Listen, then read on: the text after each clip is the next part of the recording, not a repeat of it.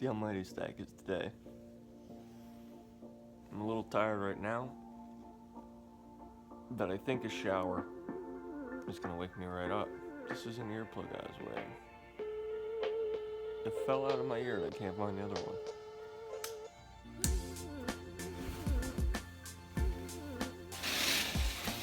Now that's what I kind of expect from Atlantic City. Rain, gloom, and the ocean.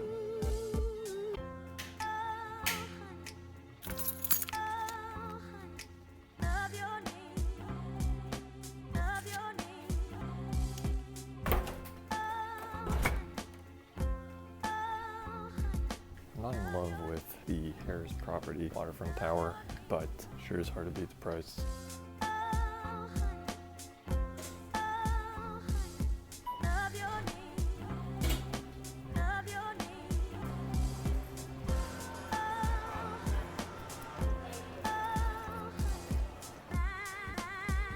Oh man, I actually love the rain, but not when it's like this. I have to walk to my car. And it's windy. Oh man, this sucks. This sucks a lot. Definitely parking in the garage at Borgata. Definitely. Really?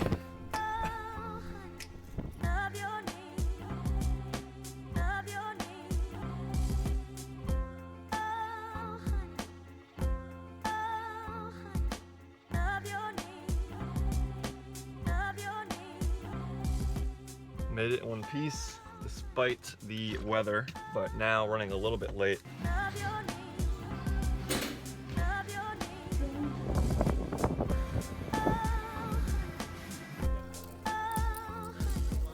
The stupidest thing is, like, naturally the tournament where I barely, like, I didn't write down any hands is the one. I mean, obviously. No, it looks like it's sealed good. Yeah, very good. Found a bag. Pretty crazy, I know. I had to work pretty hard for it though. 3 bullets in. Definitely looking to make something happen on day 2 if I can. Gonna be coming back to a pretty playable stack though. I bagged 552,000.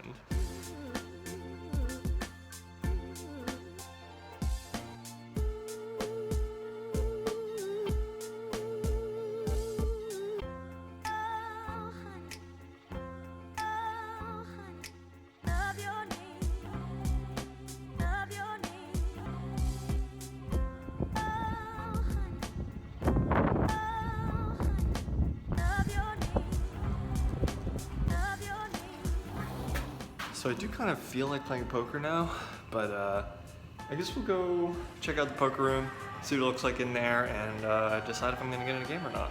Let's go.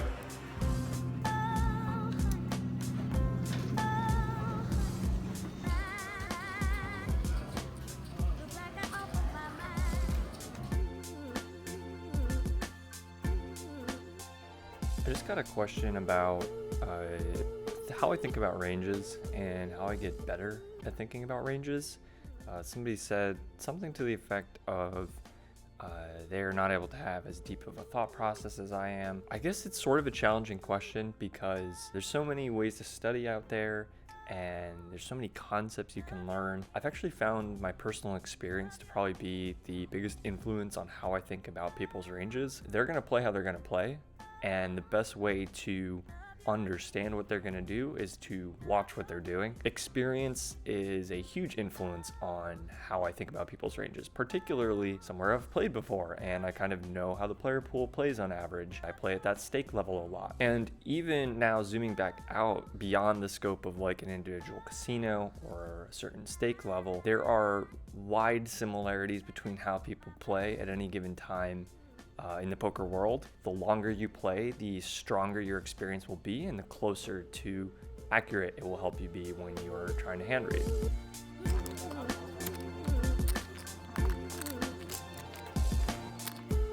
See if I can get a little more light going here.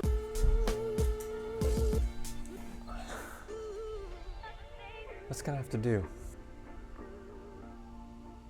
So I just got back from playing a 1-2 no limit cash session at Harrah's. I'm staying at Harrah's, as you can see, and yeah, I mean, it was a typical lineup, typical kind of game, but I just wanted to run through a quick few hands with you guys. As always, I'm going to come in for the max in this game. I love coming in a little bit deeper, especially when the blinds are low and people are not really used to necessarily having people make large bets in the game.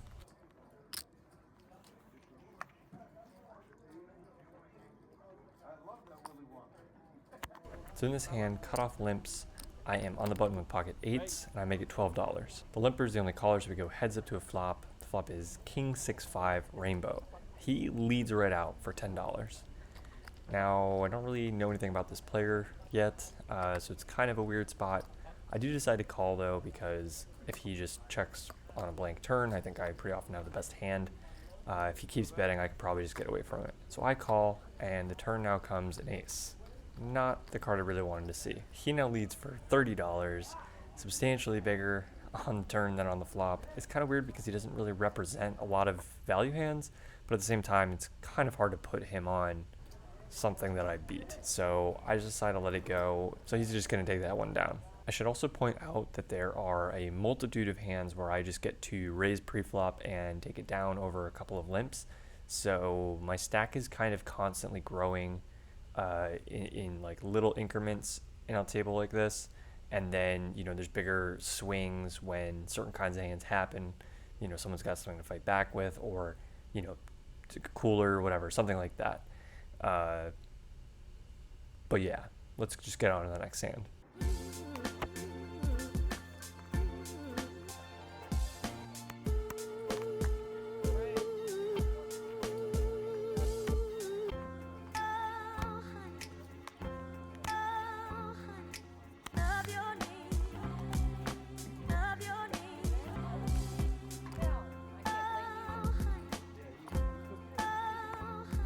In this hand, there are 3 limps. I make it $15 from the cutoff with ace king offsuit. 2 of the limpers call, so we're going 3 ways to a flop. Flop comes 7-7-6 with 2 clubs, and I have the ace of clubs in my hand. Early position checks, middle position checks. I go ahead and c-bet $35. Folds to middle position, who makes the call but doesn't seem super attached to the hand. I kind of think he has some sort of draw, most likely. Don't think he has a 7. Expect he'd probably check raise that on such a wet board. The turn comes with queen of spades, and he rechecks his cards, checks it over to me, and I just put out 65. I don't think he's going to really call this very often, and even if he does, I could potentially barrel again. I could potentially catch up and just make the best hand with an ace or a king. So I put out the bet. He hems and haws for a little while and does ultimately fold, so maybe he was holding on with a 6 or pocket 5, something like that, but he does let it go, so we are going to take it down.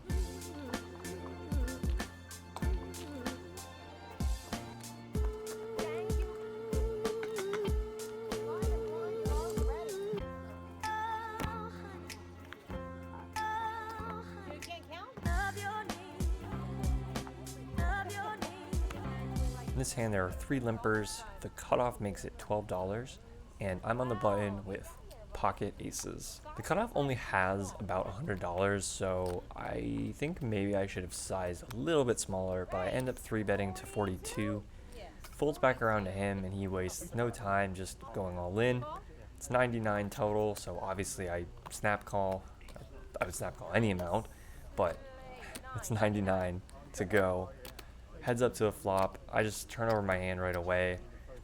This is a pretty small pot to me, and I felt like maybe it wasn't such a small pot to him. So I just turned it over right away, let him know where he was at. The board ran out, and my hand is good. So we're going to scoop this one in too. We're now up a decent amount in this game, around 100, 150. Not a bad start, given it's only been about probably 30 or 45 minutes. And we're playing 1-2.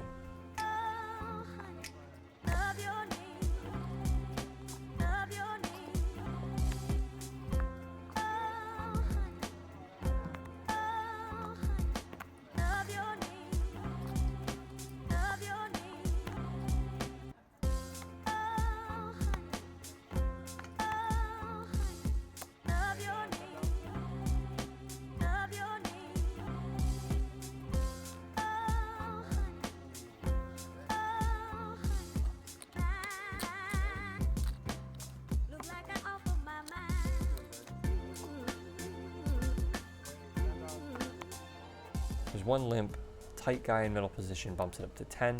I'm in the small blind with red pocket kings, and I make it 35 to go. Folds back to middle position, who thinks for a little while, but ultimately calls. The flop comes 10-3-3 rainbow. I just go ahead and bet out here. I make it 50. I'm definitely trying to get the money in by the river, so I definitely want to size up a little bit on the flop just to make it kind of easier, and don't let him really think too hard about getting away from it on later streets. He ends up calling, so we're going heads up to a turn. Turn is a 9 of spades. It's the second spade on board, but I don't expect that to be super relevant. If he was somehow holding on with 9s here, he makes a set, but I don't think he has that either. I go ahead and bet again, $110, which is almost half of what he has behind at this point. He looks at his stack a little bit, looks at me, and then he says the magic words, all in. At this point, there's a lot in the pot. I am sometimes losing to pocket 10s, maybe sometimes losing to pocket 3s, although I think those hands probably almost never jam here. They probably just call again. So I do make the call. I think he can sometimes have queens and jacks. The river now comes the 7 of spades. Third spade on board, but again, don't think that's going to matter. I turn over red kings, and he turns over black kings. Chop it up.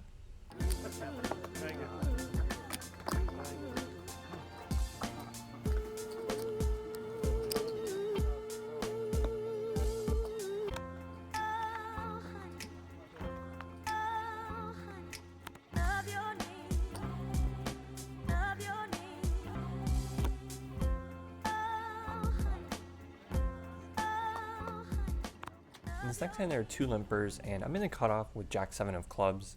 I think I could go kind of any direction here. On some tables, I might limp it. Some tables, I might fold it. Here, I actually decided to bump it up to 15. My raises have been getting a decent amount of respect in that I've sometimes been getting folds pre, but also pretty often just going heads up and getting to, c-bet a decent amount. So I go ahead and make it 15. I end up getting calls though. Both of the middle position limpers call. So we go 3 ways to a flop. Flop is 9-5-3 rainbow, and they both check to me. This is a spot I'm very close on. It's a board where I kind of have some backdoors, but at the same time, most of the backdoor equity that I could pick up on the turn will improve other people's holdings, and I only have jack high here. So I decided to check it back, given that I've been c-betting quite a lot. I think this is an okay spot to just check and maybe try to pick up some equity. The turn comes the jack of diamonds. It's the second diamond on board, and obviously makes us top pair. The first limper in MP1 now leads out. He leads out for 35. I don't think this is a spot where I really want to be raising. I don't think there's a whole lot of value to be had there. He's kind of representing a better hand than us by leading here. It's hard to think he would really play a 9 this way ever. So he's kind of polarized here, and when MP2 folds, I decide to just call. The river comes a deuce of clubs, pretty much a total brick, and he bets $85. At this point, I just have a little bit too strong of a hand to fold, I think. If he ever has bluffs, I'm obviously able to call. There shouldn't be a lot of 2-pair combinations based on the cards that are on the board, although this player is quite loose, so he has a little bit more of them than some would. But because he is so loose, there are also more missed draws that he could have here than other people would. Stuff like turned flush draws that brick out on the river, turned straight draws that brick out on the river. So I do make the call. He hems and haws, doesn't want to show his hand, and I just ultimately turn it over, and I take it down. My hand is good.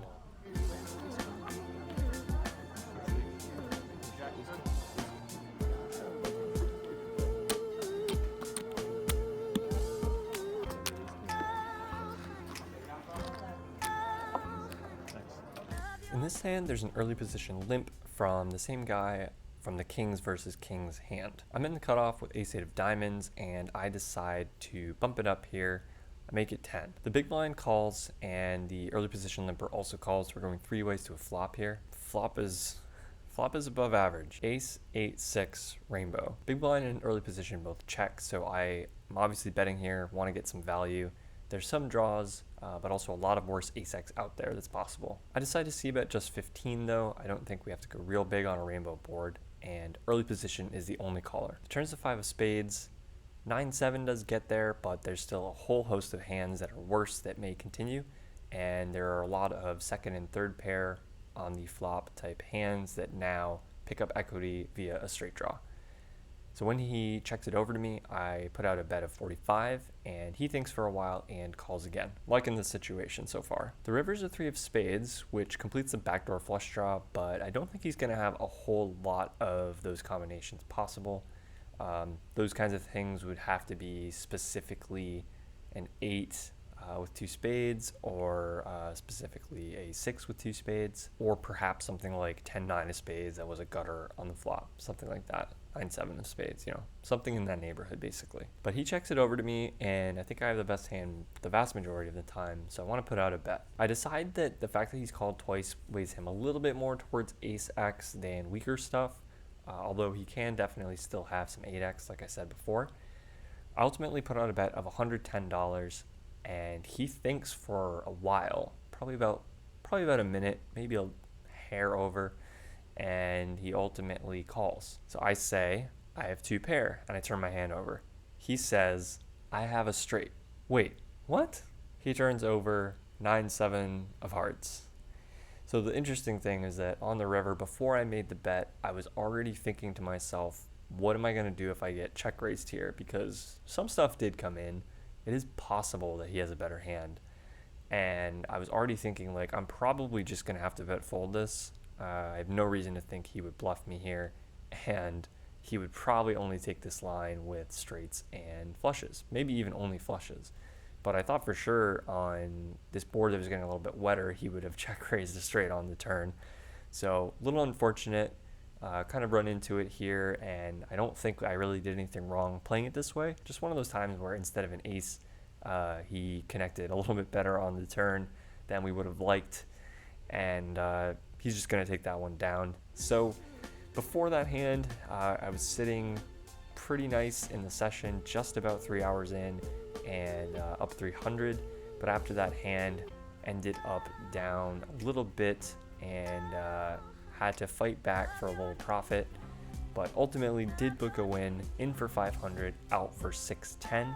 So that's plus 110 on the day. Pretty short session, but got a lot of other stuff done. Had a relaxing day. Tomorrow's gonna be much of the same, and probably still gonna try to play some cash, but not gonna go hard, not gonna play all day. Remember, if you like this video, please hit the thumbs up button, leave me a comment letting me know what you thought, share this video with your friends, and subscribe. Do not forget to subscribe. Just subscribe. If you want to see when I'm putting out new videos, also make sure you hit the bell icon. That'll give you notifications when I do. See you guys next time.